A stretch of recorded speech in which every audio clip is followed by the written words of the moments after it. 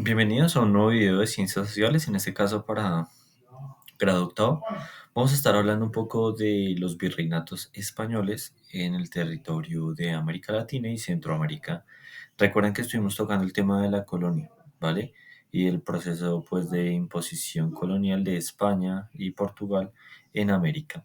Entonces, hablemos de los virreinatos, que fueron la principal organización política y social del territorio americano por parte de la administración española y portuguesa.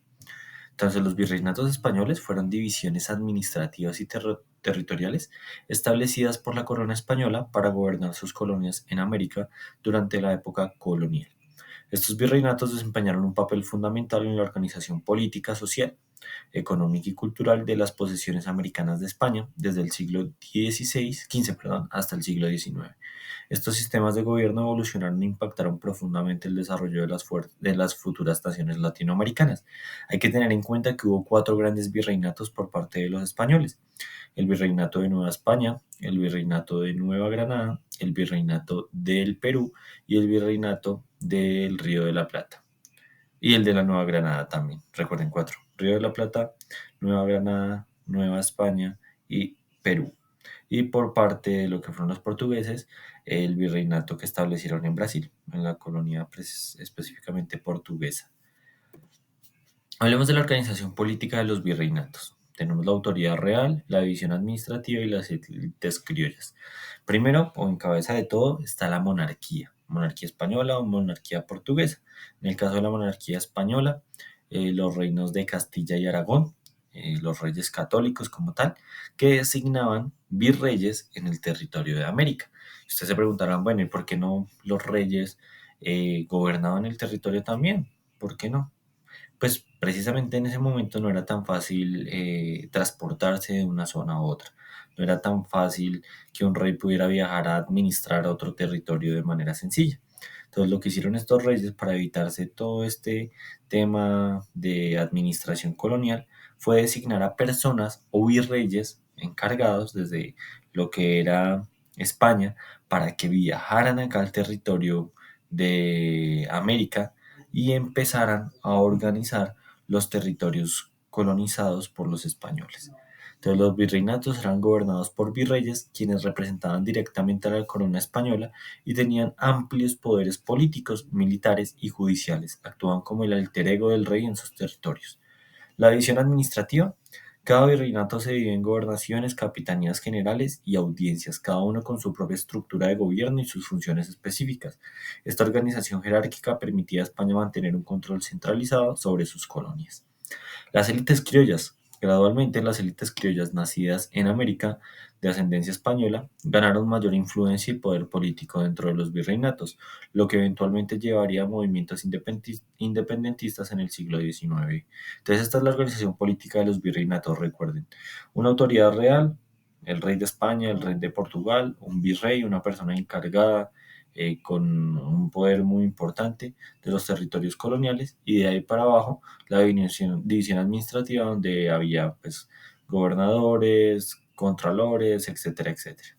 Y las élites criollas, que eran específicamente criollos, obviamente españoles, nacidos en América, que pues ya perdían un poco su titularidad como de sangre pura o sangre real, y por eso era difícil los procesos de administración pública de algunos criollos, y como nos menciona, eso sería un proceso más adelante que daría origen a la independencia de las colonias. ¿Cuál fue la organización social de los virreinatos? Una sociedad estamental, o sea que se dividía en estamentos, como las pirámides que vimos en la Edad Media. La sociedad colonial en los virreinatos se organizaba de acuerdo a un sistema gubernamental y estamental regido, basado en el origen étnico, perdón, y la pureza de sangre. En la cima se encontraban los españoles, después lo que son los criollos, después los mestizos, indígenas y esclavos africanos. A los españoles también se les conocía como peninsulares, porque vienen de la península ibérica. Discriminación racial. Esta forma de discriminación otorgaba ciertos privilegios.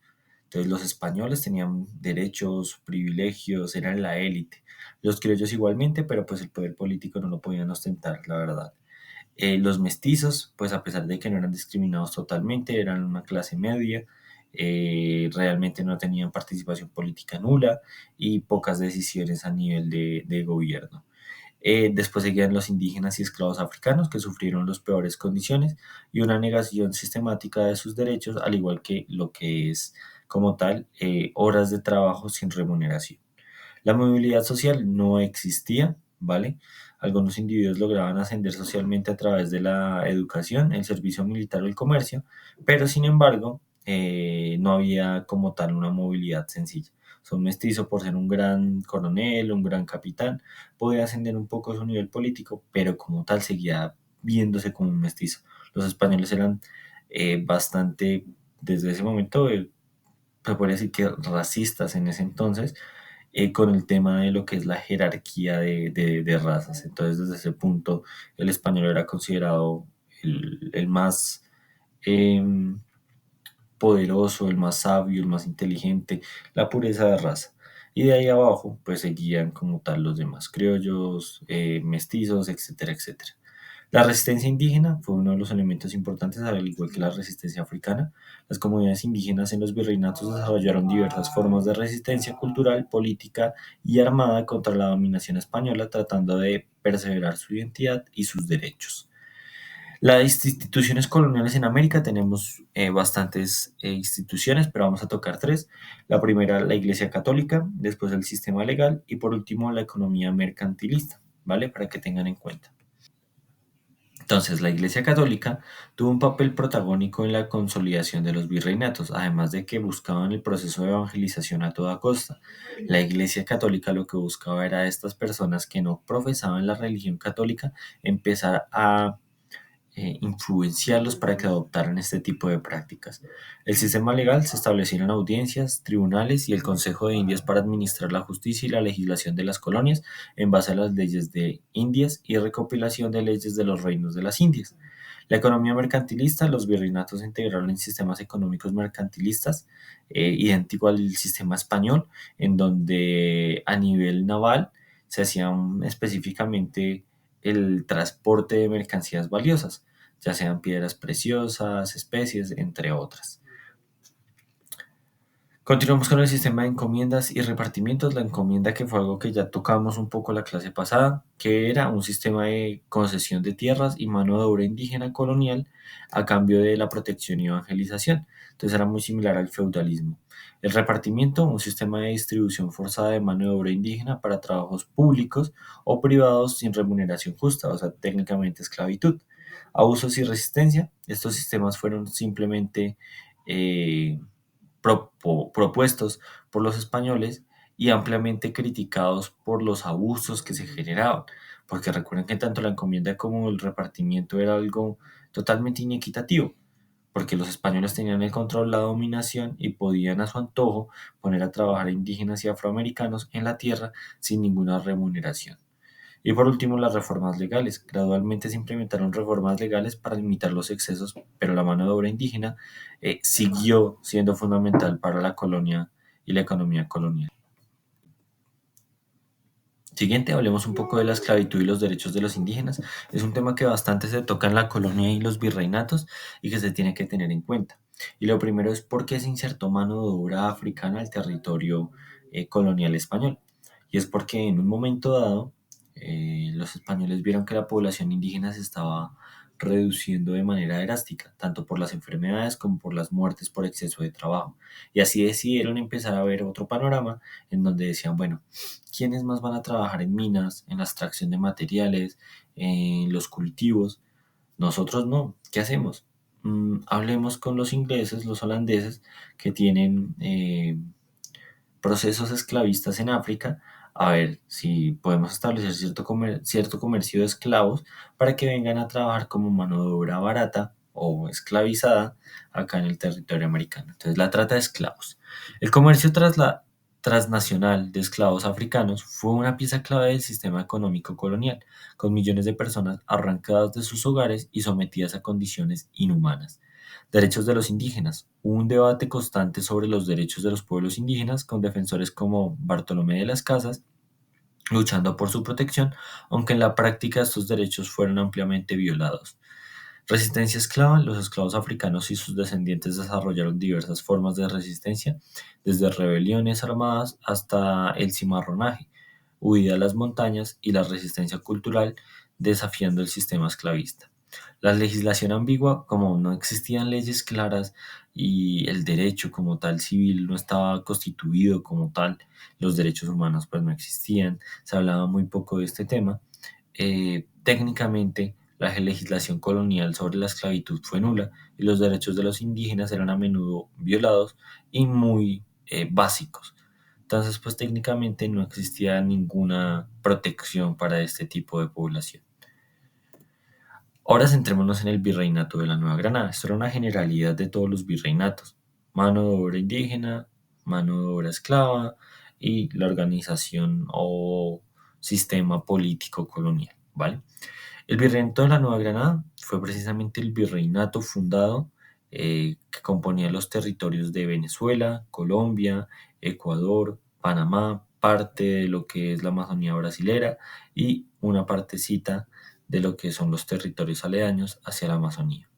Entonces el Virreinato de la Nueva Granada fue fundado en 1717 como una excisión del Virreinato del Perú, con el objetivo de mejorar la administración de los territorios norteños de América Española. El Virreinato del Perú ocupaba casi desde la Patagonia hasta Colombia y para pues, generar una mejor administración, porque era un territorio bastante extenso, deciden fundar el Virreinato de la Nueva Granada. Importancia estratégica, se ubica en el norte de Sudamérica, en salida al Caribe y el Pacífico, lo convierte en uno de los territorios más claves e importantes para el comercio español y la comunicación entre la corona española y los territorios coloniales. Su capital, Santa Fe de Bogotá, fue designada como la capital del virreinato, consolidándose como un importante centro administrativo, económico y cultural. También toman esta ciudad como capital porque era una ciudad bastante similar a nivel de temperatura, clima, entorno a las ciudades españolas. Y entonces eso asimilaba mucho lo que era el territorio europeo con nuestra grande ciudad Santa Fe de Bogotá. La importancia estratégica del virreinato, pues ya hablábamos un poco de este tema. En la imagen ustedes pueden ver el virreinato del Perú, que al final se descompone el virreinato del Río de la Plata, virreinato del Perú y virreinato de la Nueva Granada y virreinato de la Nueva España. 4 virreinatos. Entonces, primero el control geográfico. El vasto territorio del virreinato, que incluía los actuales Colombia, Panamá, Ecuador y Venezuela, le otorgaba una posición estratégica para el dominio de rutas comerciales y de comunicación.